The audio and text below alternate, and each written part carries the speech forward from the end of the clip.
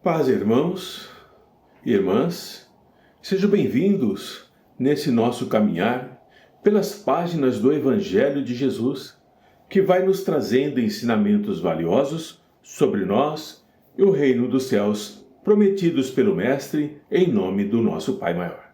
Que a luz de Jesus possa nos apontar o caminho para que devemos seguir sempre nos preparando para nos tornarmos melhor.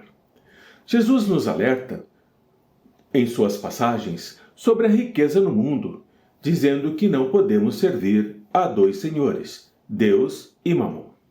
Deus, o Pai Maior, representando o amor que cobre a multidão de pecados e nos fortalece nos enfrentamentos que vamos vivenciando a cada dia. E Mamon, o Deus da riqueza, o Deus da avareza, o Deus do egoísmo, o Deus da indiferença, o Deus que nos acorrenta, nos impedindo de evoluirmos e nos libertarmos dos prazeres do mundo material.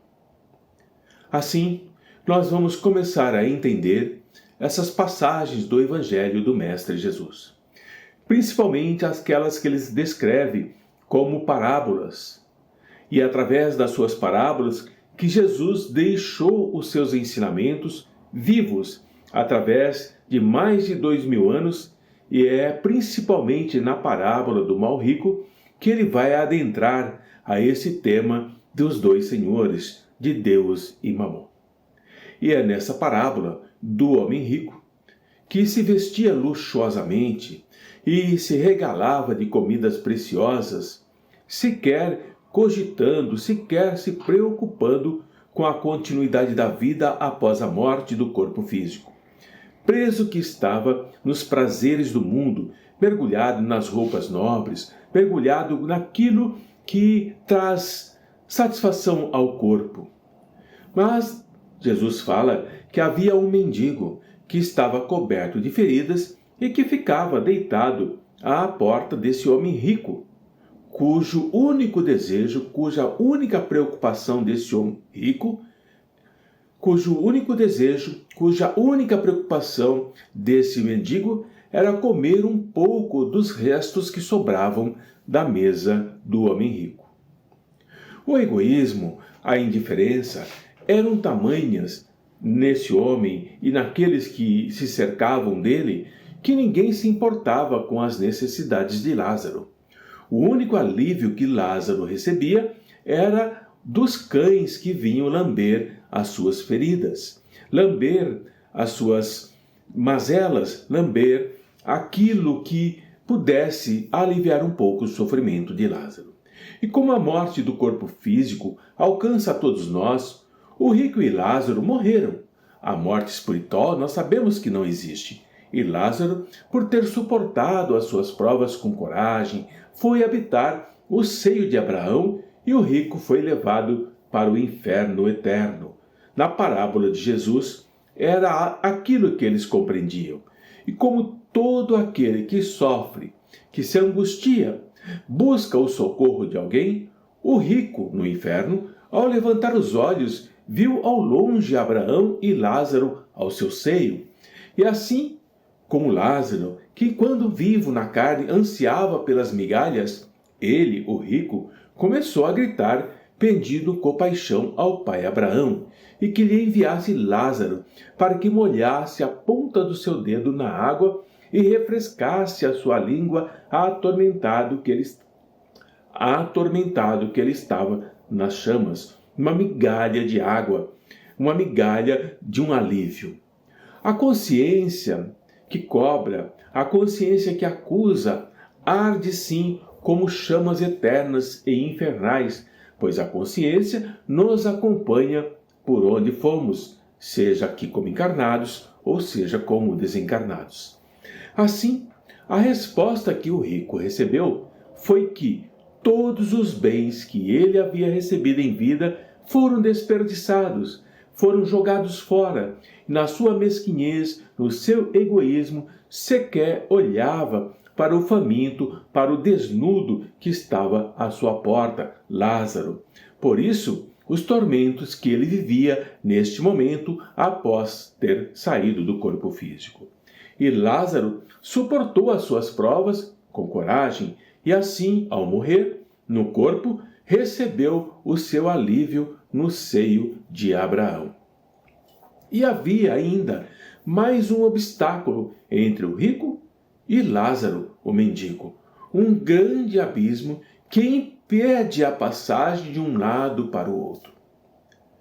E esse abismo existente não é colocado por o Pai, não é colocado por Deus, mas sim por nós mesmos. Nós cavamos esse abismo. E o abismo que nós cavamos pode ter diversos nomes: egoísmo, ganância, avareza, futilidade, desperdício, indiferença, desprezo. Não importa, são abismos que nós cavamos. E assim como o rico que rogou a Abraão que enviasse Lázaro à sua casa para avisar os seus irmãos do que estava acontecendo com ele e se precavessem para que não fossem eles para aquele lugar de tormentos onde ele se encontrava. E mais uma vez, o rico recebe a resposta de que todos os avisos já foram dados pelos profetas e por Moisés, e que bastava ouvi-los. Não havia, portanto, a necessidade de enviar mais mensageiros, como Lázaro, para avisar daquilo que eles já sabiam. E assim, nós ficamos, como o rico, pedindo sinais, mensagens, orientações de Deus e de Jesus, orientações dos Espíritos, para que possamos mudar, para que possamos nos transformarmos. Mas tudo já foi dito para a nossa melhoria espiritual. Apenas nós não colocamos em prática, ou melhor, nem sequer pensamos nessas orientações, nesses ensinamentos que o Mestre Jesus deixou para todos nós. Muitos procuram a casa espírita ou os templos para receber mensagem dos mortos, para somente aí fazer penitência. Pedem mensagens dos entes queridos que já se despediram do corpo físico, pedem milagres, mas dificilmente, mesmo se isso acontecesse, se deixariam convencer. Precisamos compreender e colocar em prática que o reino dos céus não é negociável, ele não é comprável e ele não se vende. É necessário que parta de cada um de nós fazermos bom uso dos talentos que nos foram concedidos como empréstimos por Deus. São bens que nos foram entregues no momento em que nós reencarnamos e dos quais nós teremos que prestar contas quando o Senhor da vinha retornar, ou melhor, quando nós voltarmos para o mundo espiritual, para o seio do nosso Mestre e do nosso Pai Maior. Somos sim, todos nós servos de Deus, e quando partimos para a encarnação atual, nós recebemos talentos do Pai Criador, benefícios que o Pai colocou em nossas mãos. Um de nós recebeu 5 talentos, outro recebeu 2 talentos e outros 1 talento, de acordo com a capacidade de cada um. E nós partimos para a jornada da carne. Não estamos órfãos e nem desprovidos de talentos. Temos o corpo físico saudável, temos inteligência, temos força física e temos amigos que nos assessoram e nos protegem, nos orientam, nos instruem, nos fortalecem. São talentos colocados à nossa disposição. E nós podemos multiplicar os talentos. Se recebemos 5, vamos ao longo da encarnação negociando com eles para adquirirmos mais 5 e entregarmos 10. Se recebemos 2, podemos fazer o mesmo e ganhar mais 2 e entregarmos 4. E se recebemos 1 talento, podemos, como fez o servo, enterrá-lo, escondê-lo. O tempo passa e retornamos para o Pai, onde nos será perguntado o que fizemos do talento que recebemos. E o que é que nós diremos? Senhor, me deste 5 talentos, tenho aqui mais 5 que lucrei, tome 10 talentos. E nós ouviremos do Pai: muito bem, servo bom e fiel. Já que fostes fiel nas pequenas coisas, receberás a responsabilidade das grandes coisas. E assim nós vamos evoluindo, vamos crescendo, vamos nos tornando melhores. E assim foi feito com aquele que recebeu 2 talentos. Senhor, me deste 2 talentos. Toma aqui 4 talentos, 2 a mais do que recebi. Mas se nós recebemos um único talento e o enterramos, não o multiplicamos, nós o escondemos ou por preguiça, ou por medo, ou por indiferença, ou por preguiça, não importa o motivo. Nós não trabalhamos esse talento, não o multiplicamos. Seremos sim considerados, de acordo com a parábola, somos servos maus, preguiçosos, e o talento que nos foi dado será tirado de nós e entregue àquele que conseguiu mais 5 e, portanto, tem 10 talentos. Aquele que tem mais lhe será dado, e terá em abundância, e ao que não tem mais, lhe será tirado até aquilo que parece que tem. É uma fala muito dura de Jesus, mas que procura nos estimular ao serviço, ao desenvolver dos talentos que carregamos. O servo inútil será lançado nas trevas exteriores, onde existe pranto e ranger de dentes. É o recomeçar, é o reencarnar e reencarnar e reencarnar. Mas se você multiplica o talento, por exemplo, da bondade, mais bondade lhe será dada através de outros irmãos mais bondosos do que você. E você recebe bondade e recebe bondade. Se você multiplica o sofrimento, a crueldade, mais pranto e ranger de dentes você irá colher. É necessário compreendermos essa importância dos bens que o Pai colocou à nossa disposição. Mas o nosso olhar estreito nos leva a nos equivocarmos quando olhamos como a riqueza é distribuída de forma desigual em nosso mundo. Claro está que estamos somente considerando esta vida atual, mas olhamos e dizemos: a riqueza não é distribuída de acordo com a justiça divina.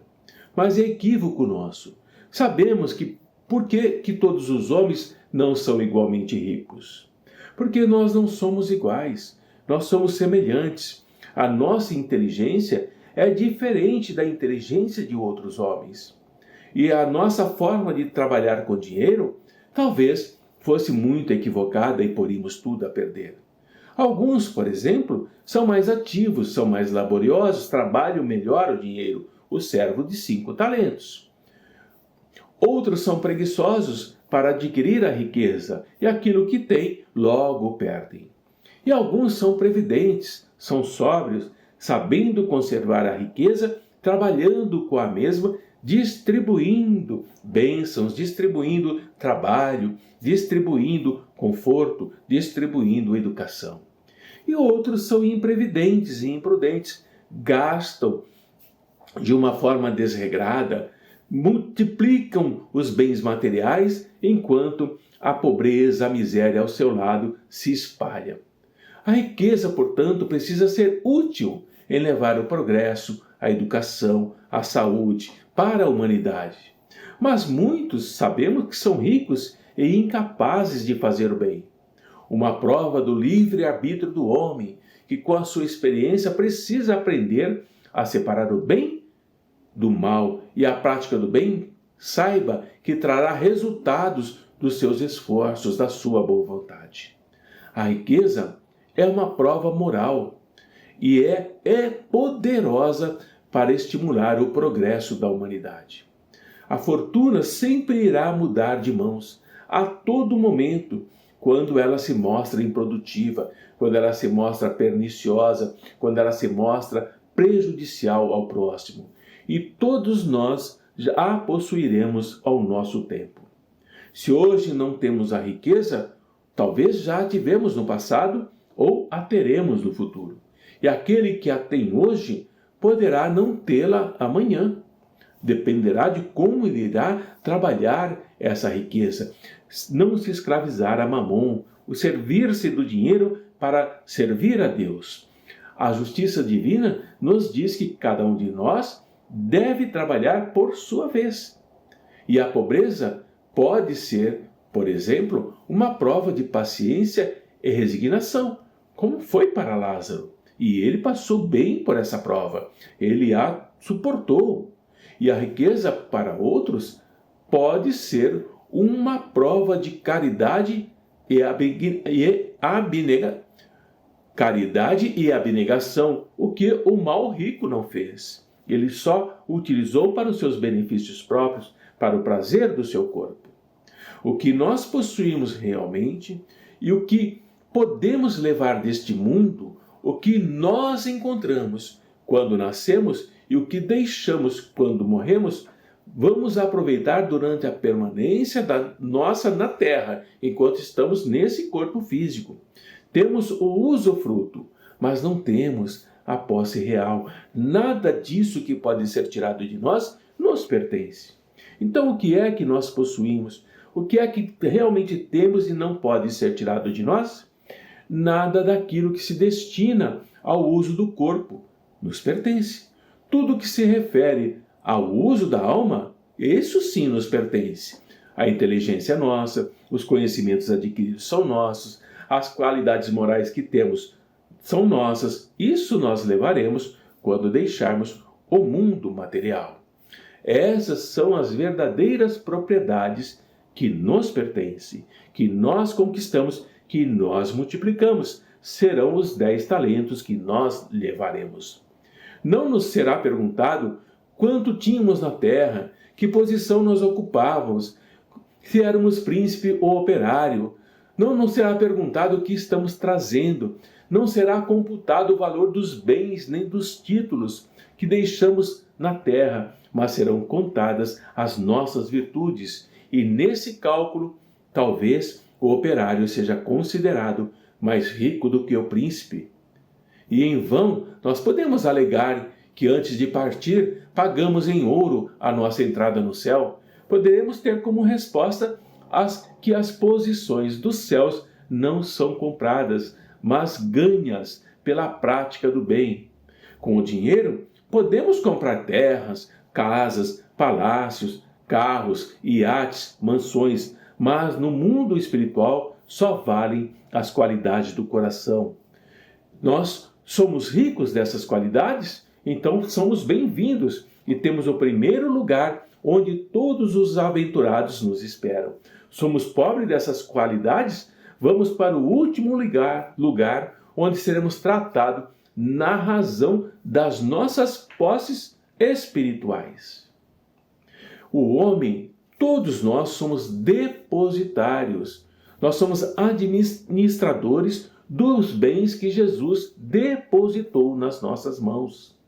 E severas contas serão pedidas do emprego que nós fizemos em virtude do nosso livre-arbítrio desses bens que foram colocados para nós. O mau emprego consiste em utilizá-los somente para a nossa satisfação pessoal.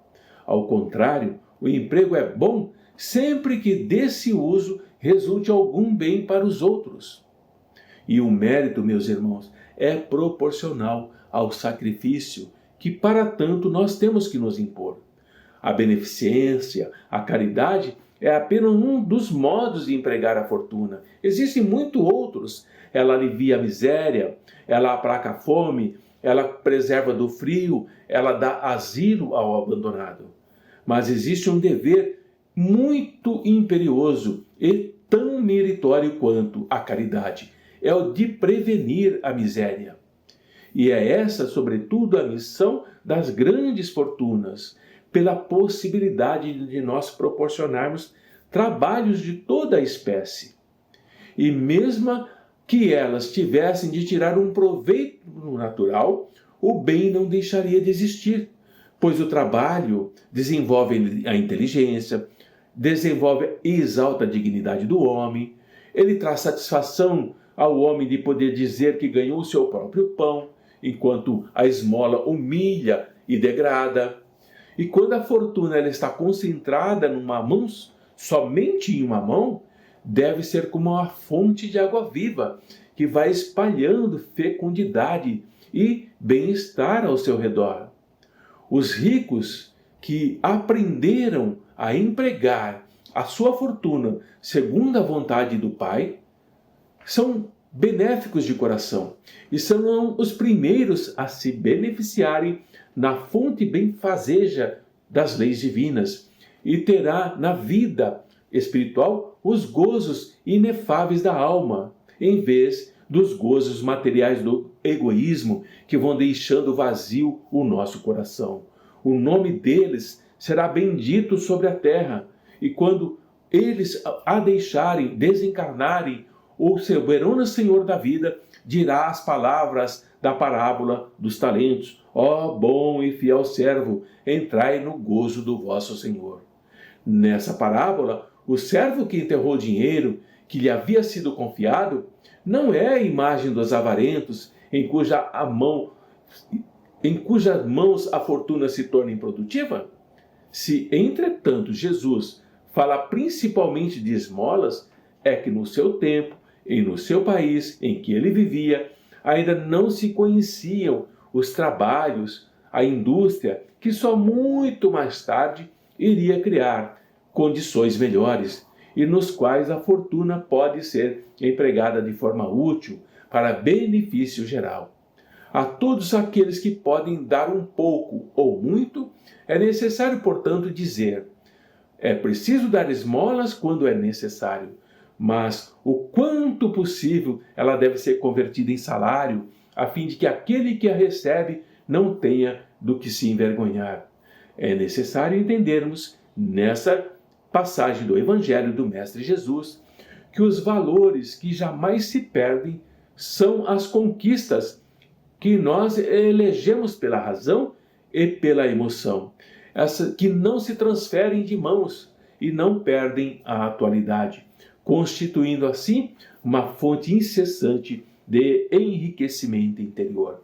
Precisamos retornar para o mundo espiritual mais ricos de generosidade, de honestidade, de benevolência, de luz interior do que quando aqui entramos. E tudo aquilo que conquistarmos, que possam ser conquistas que possamos levar para conosco para o mundo espiritual. E tudo aquilo que ficar aqui não nos diz mais respeito, porque nós estaremos em outra vibração, nós estaremos prestando contas de tudo aquilo que o Pai nos deu, de tudo que o Pai colocou em nossas mãos, e nós seremos chamados para esclarecermos, para respondermos e dizermos: Senhor, me deste tantos talentos, eis aqui os talentos que me deste multiplicados. Ou então, temerosos, dizermos: Senhor, me deste um talento e eu o enterrei para que não o perdesse,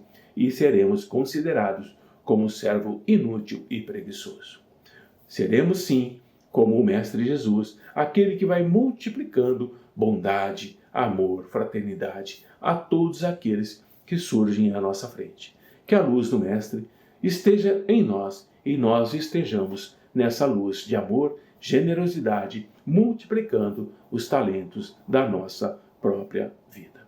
Paz, irmãos, muita luz a todos, hoje e sempre.